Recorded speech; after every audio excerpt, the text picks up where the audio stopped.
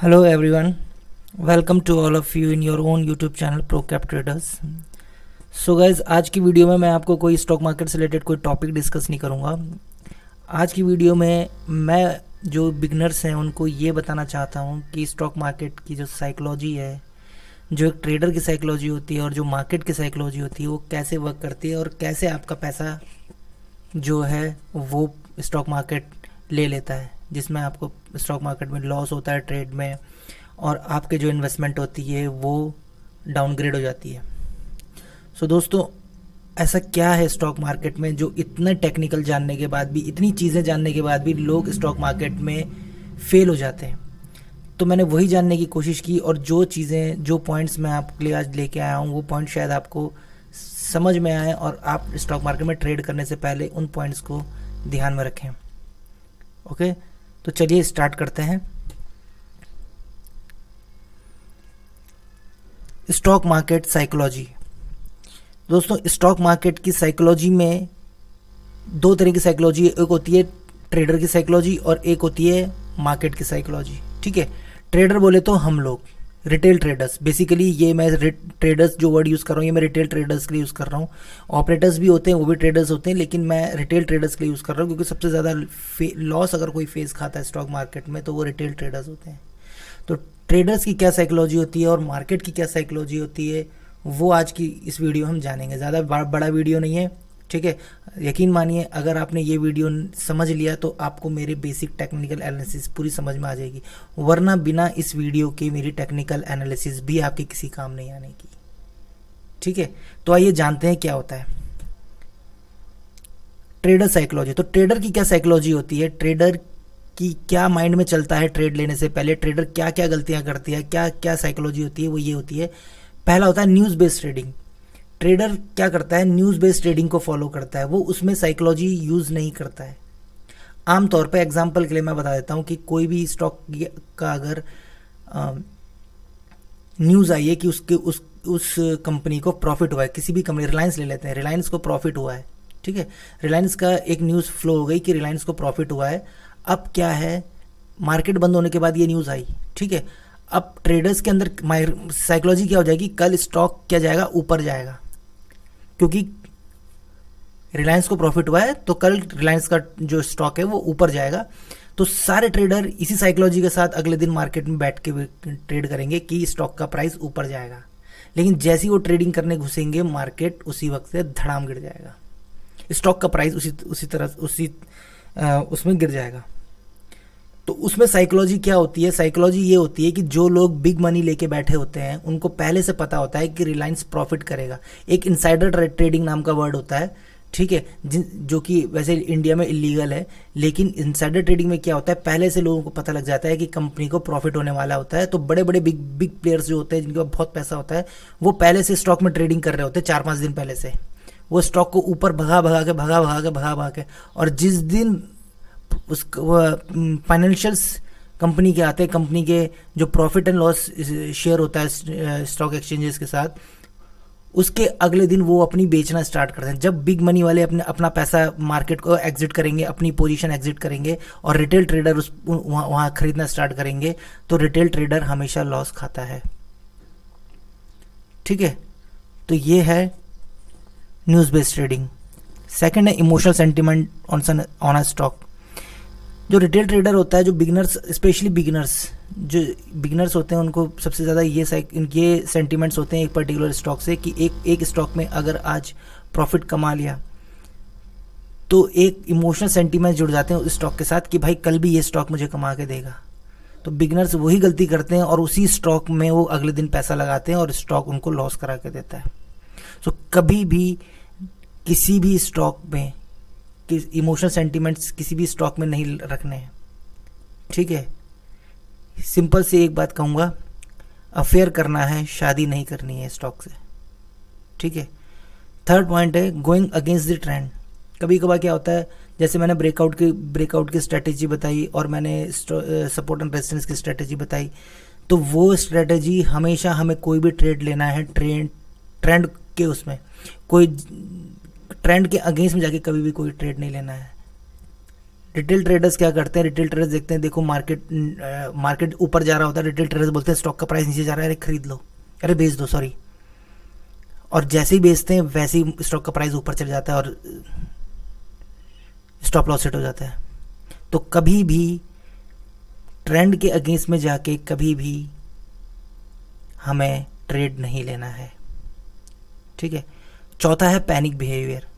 अगर आप कोई स्टॉक लेने के बाद आपका दिल धड़कता है, आपका हार्ट बीट तेज हो जाती है, आपको पैनिक और एंजाइटी फील होती है, तो स्टॉक मार्केट में ट्रेड ना करें। आपके ये काम आपके लिए है ही नहीं, आप किसी दूसरे काम में अपना ध्यान दें, स्टॉक मार्केट में आपके लिए बना ही नहीं है। तो पैनिक बिहेवियर कभी भी नहीं होना चाहिए। आपने अगर स्टॉक में पैसा लगाया तो आप ये सोच के चलिए कि आपका उसमें से 3,000 रुपये मर गया आज की डेट में। अगर आपने 10,000 रुपये का कोई ट्रेड लिया है तो ये सोच के आपको उस ट्रेड में घुसना है कि आपका 3,000 रुपये उस 10,000 में से ख़त्म हो गया, क्योंकि जितना ज़्यादा पैनिक बिहेवियर होगा उतना ही ज़्यादा लॉस होगा। तो मैक्सिमम ट्रेडर्स जो लॉस कराते हैं वो पैनिक बिहेवियर से ही करवाते हैं, ठीक है। तो बिहेवियर पैनिक नहीं होना चाहिए। जो भी ट्रेड ले रहे हो, कुछ भी ले रहे हो, बिल्कुल बेधड़क होकर लेना है और कॉन्फिडेंस के साथ लेना है। पूरी जितनी टेक्निकल जितनी स्ट्रेटजीज बताई गई हैं उन स्ट्रेटजीज के अकॉर्डिंग लेना है। पांचवा, मार्केट को फॉलो नहीं करना है। अगर स्टॉक का प्राइस ऊपर भाग रहा है तो कहीं भी बीच में बिड लगा के कोई भी ट्रेड नहीं लेना है। पहले अपना एक सपोर्ट एंड रेजिस्टेंस के अकॉर्डिंग, जैसे जो मैंने सपोर्ट एंड रेजिस्टेंस की वीडियो बनाई है वो पहले देख लें।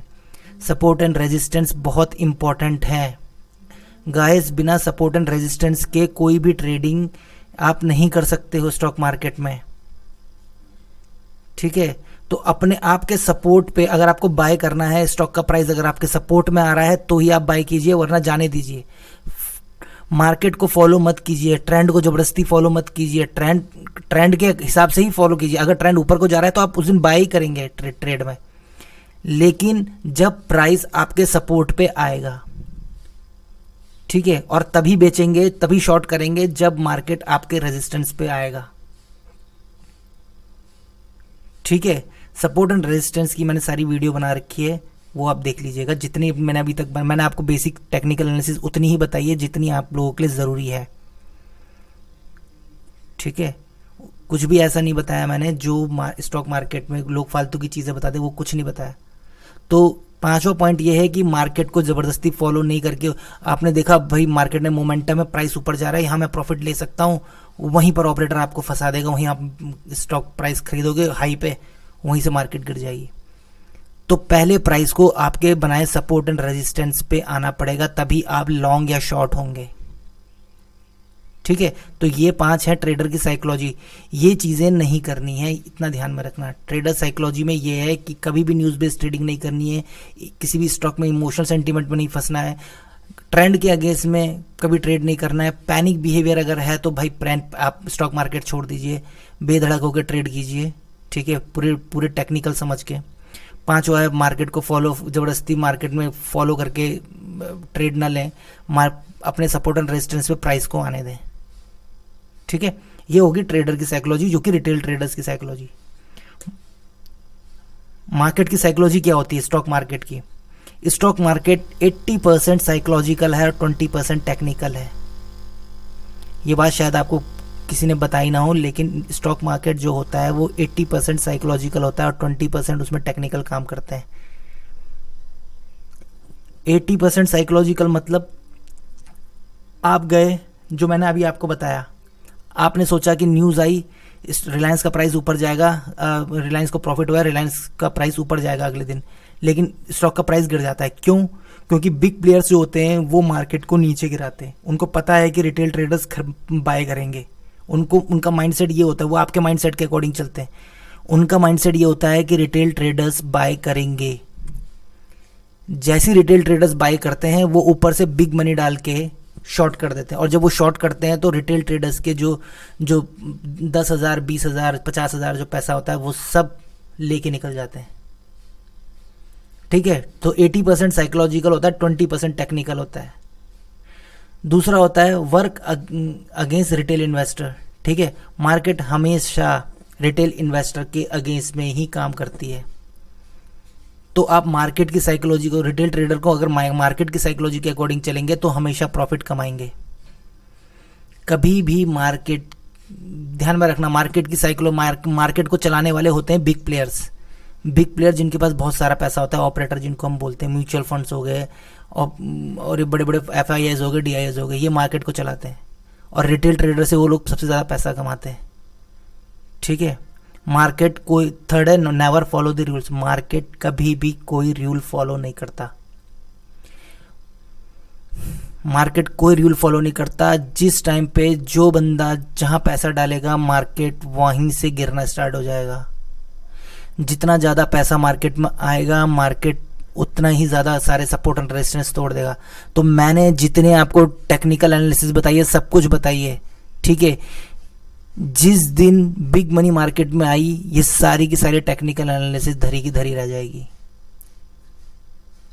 ठीक है, ऐसा नहीं है काम नहीं करेगी, काम करेगी, काम करेगी। लेकिन अगर आपने किसी सपोर्ट पे कोई प्राइस लिया है, ठीक है, आपने 10,000 शेयर लिए हैं किसी स्टॉक के प्राइस पे, सपोर्ट पे, ऊपर से 10 करोड़ के किसी ने शेयर बेच दिए, तो वहीं आपका सपोर्ट टूट जाएगा और मार्केट नीचे चला जाएगा। ठीक है, तो मार्केट कोई रूल फॉलो नहीं करता। मार्केट केवल ऑपरेटर्स के लिए ऑपरेटर्स के हिसाब से चलता है। ऑपरेटर्स ही मार्केट की साइकोलॉजी को चलाते हैं। ठीक है, चौथा, play with retail traders sentiments. ठीक है, रिटेल ट्रेडर के सेंटिमेंट्स के साथ खेलती है। तो रिटेल ट्रेडर का सेंटिमेंट जो मैंने आपको प्रीवियसली बताए थे, वो सब पढ़ लेना। पैनिक बिहेवियर नहीं होना चाहिए आपका, जो भी मैंने बताया, न्यूज़ बेस्ड ट्रेडिंग नहीं करनी है, किसी भी स्टॉक में ज़बरदस्ती ट्रेड नहीं लेना है। ठीक है, अगर आपको कोई स्टॉक अगर आज पैसा कमा के दे रहा है, ज़रूरी नहीं है कि वो कल भी कमा के दे। ठीक है दोस्तों, तो ये मार्केट की साइकोलॉजी है। ठीक है, ये मार्केट की साइकोलॉजी है और ये ट्रेडर की साइकोलॉजी है। इन दोनों को देख लीजिए, समझ लीजिए, क्योंकि मैंने अभी तक जितना कुछ बताया है, आपकी सारी एनालिसिस, वो सारी एनालिसिस और आपकी सारी एनालिसिस धरी की धरी रह जाएंगी। क्योंकि अगर आपने ये वीडियो नहीं समझी, 80% साइकोलॉजी है स्टॉक मार्केट में और 20% टेक्निकल है। टेक्निकल वो चीज़ें जो मैंने आपको बताई हैं। ठीक है, अगर आप ट्रेड करने घुस रहे हैं तो इसी माइंडसेट के साथ घुसेगा, इसी साइकोलॉजी को समझ के घुसेगा स्टॉक मार्केट की। ठीक है दोस्तों, तो दोस्तों ये एक छोटा सा मेरा अपडेट था स्टॉक मार्केट की साइकोलॉजी के बारे में। अगर आप लोगों को कोई भी डाउट हो तो आप मुझे कमेंट में बता सकते हैं। ठीक है, और वीडियो को लाइक कर दें, शेयर कर दें, सब्सक्राइब कर दें। ठीक है, और मुझे बताएं कि आपको और किन किन चीज़ों पे वीडियो चाहिए, किन किन चीज़ों पे अपडेट चाहिए स्टॉक मार्केट से रिलेटेड। वीडियो को समाप्त करता हूँ दोस्तों। Thank you, have a nice day.